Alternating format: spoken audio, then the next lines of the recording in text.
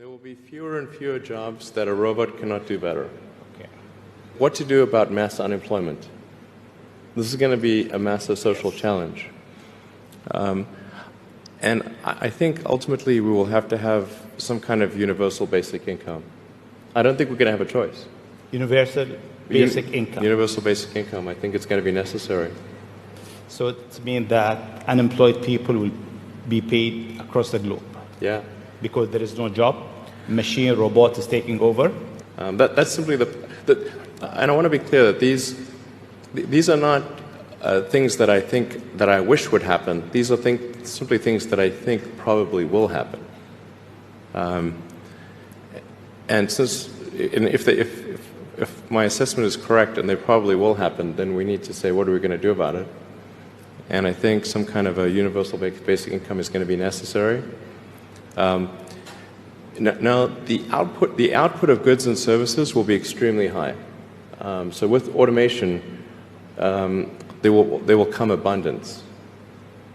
There will be almost everything will get very cheap. I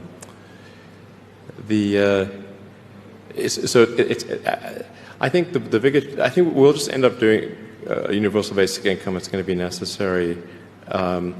The harder challenge, much harder challenge, is how do people then have meaning? Like a lot of people, they derive their meaning from their employment. So if you don't have, if you're not needed, if there's not a need for your labor, how do you, what's the meaning? Do you have meaning? Do you feel useless? That's a much harder problem to deal with.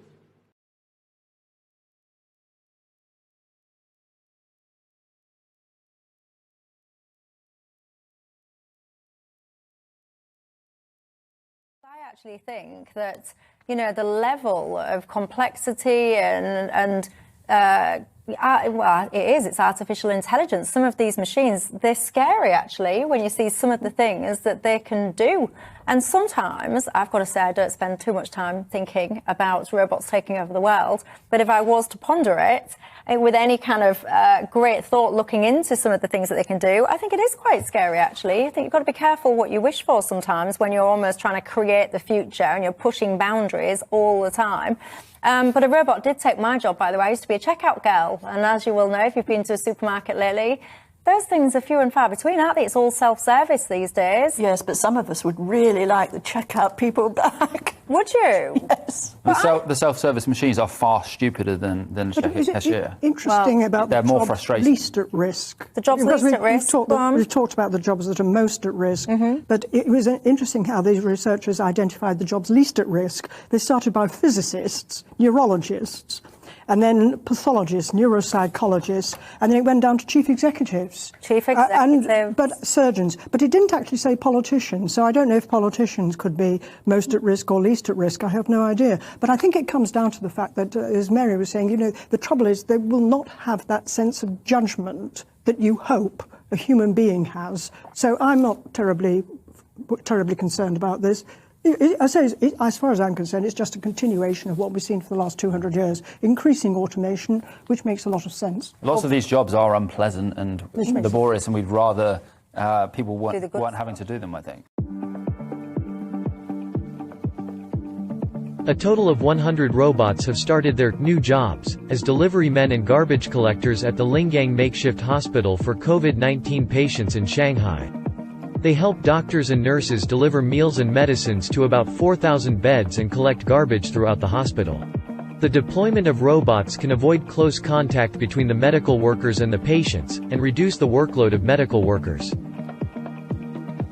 The delivery robot has multiple cabinets and can hold up to 20 boxes of meals at once. One robot can deliver as many as 120 boxes of meals per hour.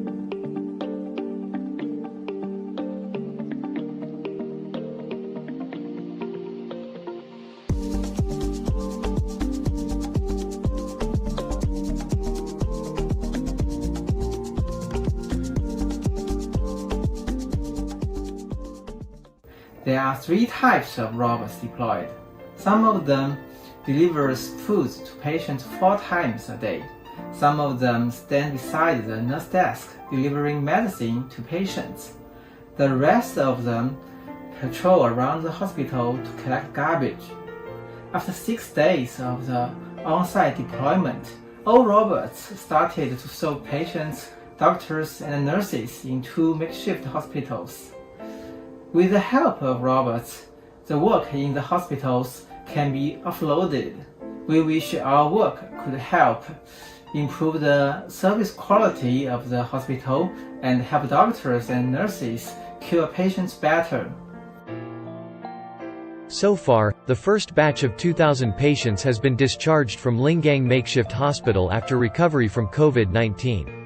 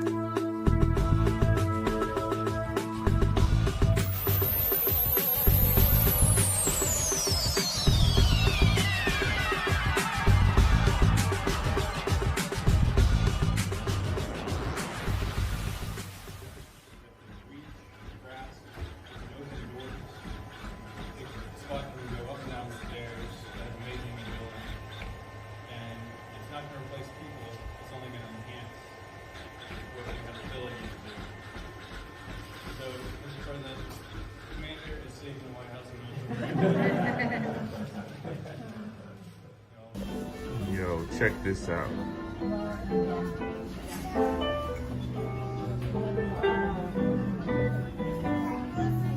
This is how they're serving the food at Denny's.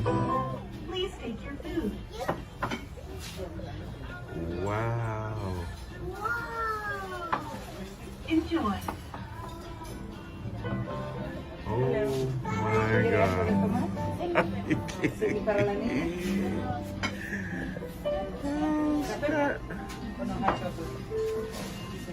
Oh my goodness. And it stops and goes back into the kitchen. Are you kidding me? This is the way they're serving the food now at Denny's. Wow.